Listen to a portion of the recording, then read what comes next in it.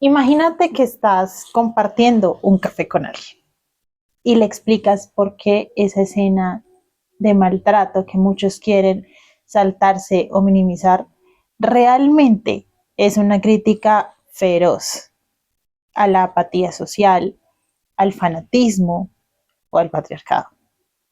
Bienvenidos a Entre Líneas y Terror. Se suele pensar que Stephen King escribe sobre monstruos, sobre personas mentalmente enfermas, pero imagina descubrir que también escribe sobre el poder, sobre el miedo colectivo y las cosas que preferiríamos no mirar de frente. Y por eso incomoda. Porque Stephen King incomoda el sistema y más importante aún, ¿por qué deberíamos leerlo más allá del susto? Hay muchísimos canales que reseñan la trama, nos hablan de su vida, de su obra, muchísimos que los recomiendo, son buenísimos. Si quieren saber muchísimo más de la vida y obra de Stephen King, les recomiendo el podcast La Corte del Rey, un podcast sobre la vida y obra de Stephen King. Y se van a enterar de todo. Hay muchas cosas que sé gracias a ese podcast, que puedo decir gracias porque sé mucho más de lo que este universo es mucho más grande de lo que pensé y tiene un fandom mucho más grande del que yo creía. No quise abrir este canal para clavarme en las reseñas, en decirte si un libro es bueno o es malo. Aquí no vamos a decir si un libro es bueno o es malo. Bueno, tal vez lo diga de vez en cuando. Yo no estudio literatura, no soy escritora. Soy una lectora muy obsesiva y muy intensa. No sé qué tantos, no me puse a averiguar cuando abrí el canal, la verdad. Pero hay algo de lo que realmente, en lo que realmente me gustaría adentrarme y es en el subtexto político, social y feminista de este autor que me trae súper obsesionada hace muchos años. Yo realmente mi profesión no tiene nada que ver con esto y Stephen King es uno de esos autores que no he podido soltar desde hace años. Este canal no es un análisis académico, es una conversación entre fans apasionados. Ahora, si no te gusta Stephen King, eres bienvenido a decirme y a dejar tus comentarios que no te gusta y por qué. Eso sí, con respeto. Yo a Stephen King lo descubro porque me encanta el cine y prácticamente voy a botar un número al aire.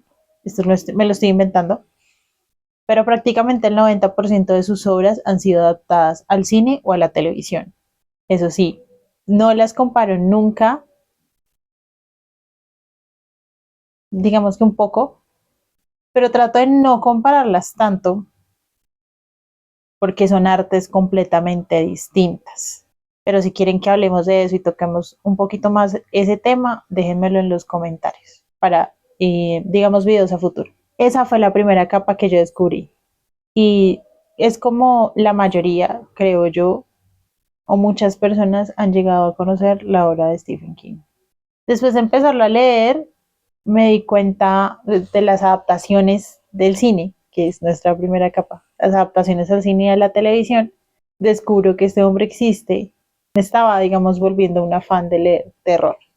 Después de empezarlo a leer, me di cuenta, después de varios libros, de la conexión que hay entre sus obras. Me doy cuenta que hay un fandom que habla en redes de la conexión entre sus obras. Y empiezo yo a conectar las historias que he leído una a una y continuando con mis lecturas, aterrizo en la Torre Oscura y querer personalmente pensar en, o sea, lo digo porque yo quiero, o sea, quiero pensarlo yo, más allá de que sea así o no sea así, sea real o lo haya hecho intencionalmente o no.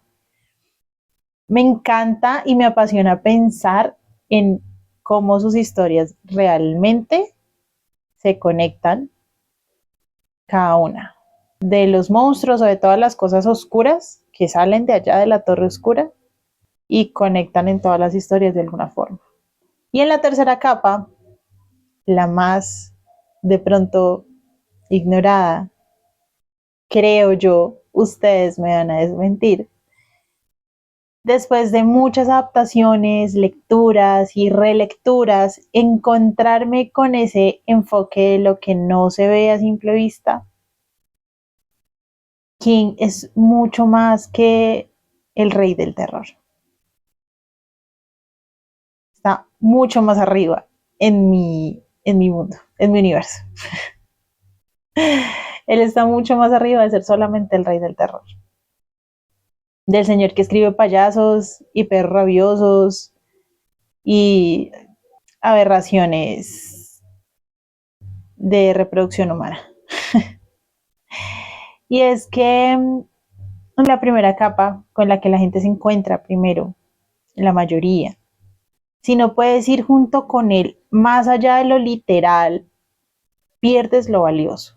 Si te quedas solo con lo superficial, lo he leído en redes sociales, cómo sacrifican en comentarios una obra de 1400 páginas por 2 páginas, una página, una escena, que tampoco entienden que sí tenía una necesidad o una razón de ser.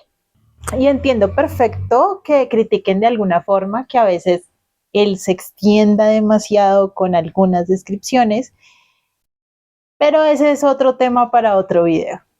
Quiero saber y que me cuenten en los comentarios cuál es el libro de King o de su autor favorito, no necesariamente va a tener que ser de King. ¿Cuál es ese libro que más los ha marcado por su crítica social?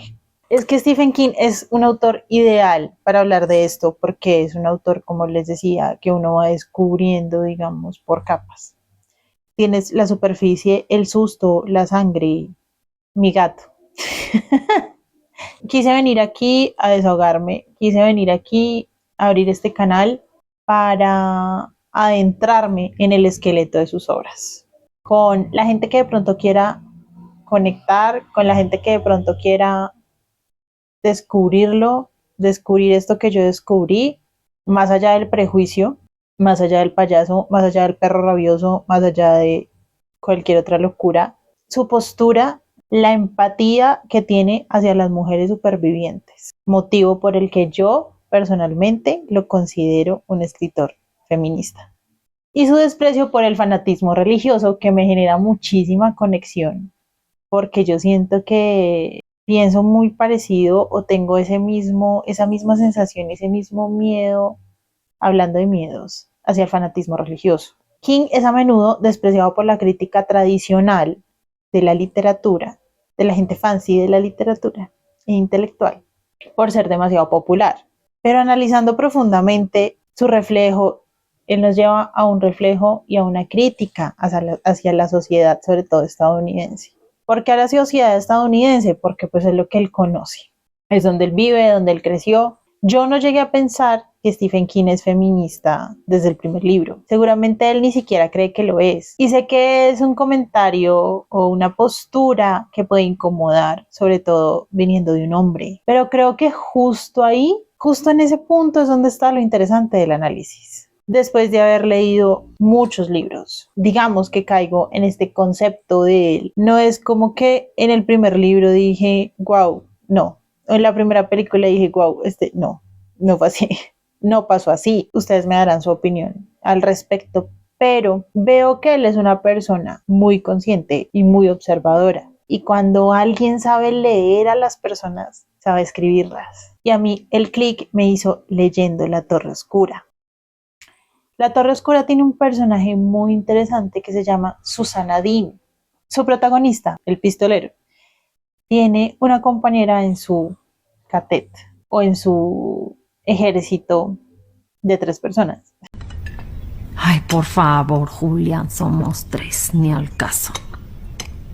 La historia de Susana, el personaje que es Susana, en ese momento en el que ella llega, en el que nos cuentan toda su historia, el personaje tan increíble, tan fuerte que es, tan controversial, toda la forma, esa forma en la que Roland la descubre, la cuota de inclusión, Stephen King nos da demasiada inclusión, pero cuando yo descubro a Susana, se va desarrollando en la historia, porque no fue como desde el primer momento, sino conectar toda la historia de ella, por lo que ha pasado, todo por lo que tuvo que pasar, todo por lo que tuvo que vivir, y el personaje en el que se convierte a través de las historias de la Torre Oscura, empiezan como si fuera una lluvia a llegar todos los personajes de Stephen King, que de los libros que yo ya había leído. Yo no los leí como en el orden en el que los publicó, yo los he ido leyendo como en desorden. Pero llega esta mujer a generarme una conexión primero con las otras mujeres, Carrie,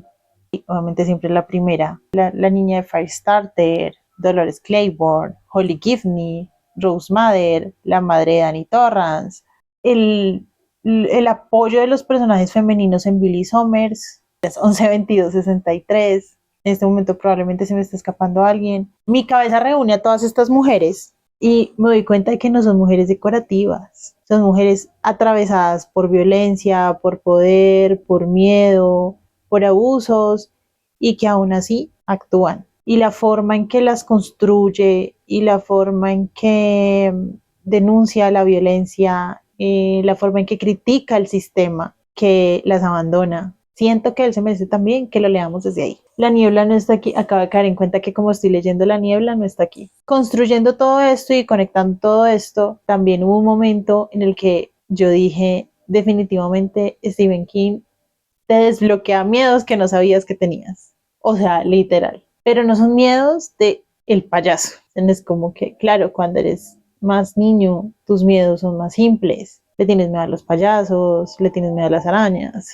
Pero con Stephen King, cuando lo lees, descubres que puedes llegar a tener miedos que pueden parecer tal vez un poco ridículos, o pueden ser demasiado grandes, o pueden ser inevitables en algún momento de la vida. Y es que, por ejemplo, llegar al punto en el que le tengas miedo a la desesperanza, como en La niebla. En La niebla, claro, tú estás viendo la película y tú dices, qué susto esos bichos, o sea, horrible.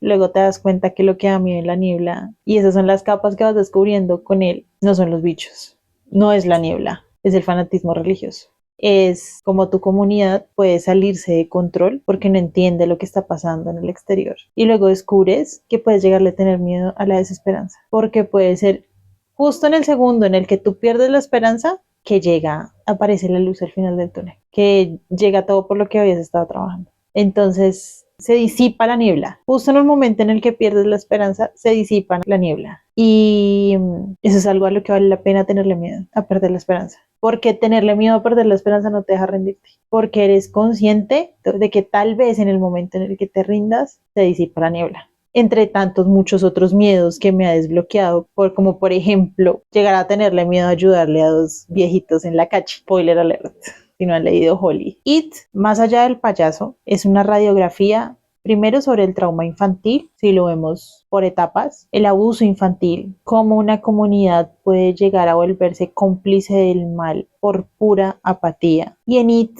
te das cuenta que el payaso es lo de menos, es la apatía de la sociedad. It llega a alimentarse de los residuos, es la humanidad, es la gente de Derry lo que da miedo. Toca tantos temas, homofobia, racismo, que It solamente llega a alimentarse del miedo que provoca la humanidad. Que las personas generamos tanto miedo, el hombre da miedo. Lo que es capaz de hacer solamente por tener la razón, solamente por pensar diferente, las cosas tan horribles que llega a hacer es lo que da miedo. Hay muchas cosas que en las películas no se muestran, que cuando las descubres en el libro, que es una obra increíblemente espectacular. It es una obra increíble, pero te pone a ti de frente contra las cosas más horribles del ser humano. Hay muchas cosas que en las películas no vimos, que tal vez veamos en la serie, pero tal vez no, seguramente no, que tienen que leer. Es una obra que tienen que leer si todavía no se han adentrado en el mundo de Stephen King. Recomendadísimo que lean It. Luego están novelas como Dolores Claiborne, El juego de Gerald, que no son solamente de suspenso, son estudios profundos sobre el abuso doméstico. y la fuerza interna necesaria han tenido que tener las mujeres que han logrado romper esas cadenas. Hoy en Estados Unidos hay una tendencia a prohibir libros en escuelas y en bibliotecas. Y cuando un libro se prohíbe, casi nunca es por casualidad. Y como dijo mi querido detective Bill Hodges, que adoro, yo no creo en las casualidades. Si el sistema prohíbe un libro, si un gobierno prohíbe un libro, es porque ese libro dice algo que no quiere que tú sepas. Y es el mejor motivo para leerlo.